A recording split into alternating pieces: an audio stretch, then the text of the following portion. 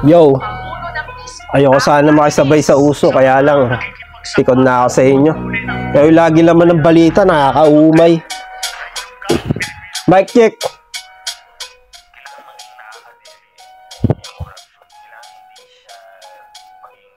Pare-parehas lang sila, mga sakim at magnanakaw, mga abusadong hayop na may bulsang umaapaw.